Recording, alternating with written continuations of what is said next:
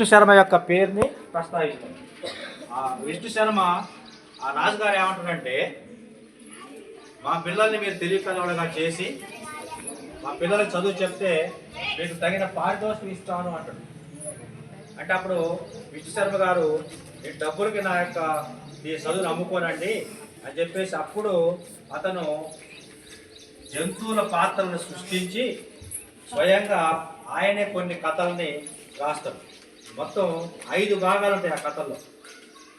ఆ కథల్లో కూడా మనం చదివేయండి, ఒకటే కథలు కాదు, అవన్నీ కూడా 5 రకాలుగా ఉంటాయి. ఫస్ట్ది మిత్రభేదం.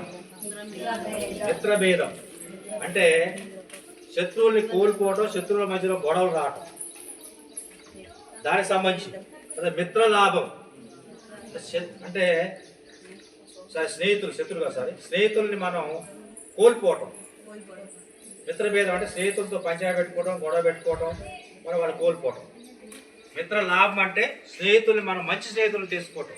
మంచి స్నేహం ఎలా నిలబడుతుంది, మంచి స్నేహితులు ఎలా వస్తారు మనకి అని చెప్పేసి మిత్రుల్ని సంపాదించుకోవటం మిత్ర లాభం అనేది మనకి. ఇట్లా 5 రకాలుగా ఆయన రాస్తాడు. ఇంకోటి వచ్చేసి మనకి సుహృద్భేద్యం. సుహృద్భేద్యం అంటే వాళ్ళు ఒకళ్ళకొకళ్ళ మధ్యలో గొడవలు పెట్టడం, గొడవలు పెట్టి వాళ్ళు విడగొట్టడం, అదొక రకమైనటువంటి పార్ట్, జంతువుల పార్ట్. తర్వాత ఇంకోటి విగ్రహం, అలా మంచి గుణాలను విభజించి పాలించటం. సంధి. సంధి అంటే మనకి మంచిగా వాళ్ళందరినీ కూడా కలిసేటట్టు చేయటం, విడిపోయిన వాళ్ళందరూ కూడా కలిసేటట్టు చేయటం. ఇట్లా 5 రకాలైనటువంటి పాటలు చేసి 5 రకాల కథల్ని ఆ యొక్క జంతువుల పాత్రల్ని అందులో చూపించి జంతువుల పాత్రల ద్వారా ఆయన విష్ణు శర్మ కథలు రాసి ఆ కథల్ని ఆ రాజుగారి యొక్క 3 కొడుకులకి వినిపించి జస్ట్ వాళ్ళు 6 monthsలోనే వాళ్ళని బాగా తెలియకలవడగా చేస్తున్నారు. అది ఆ నేపథ్యంలో ఆయన రాస్తారు. విష్ణు శర్మ గారు అని ఆయన ఆ కథల్ని రాస్తారు. అవే వాళ్ళు చదువుకున్నాయి.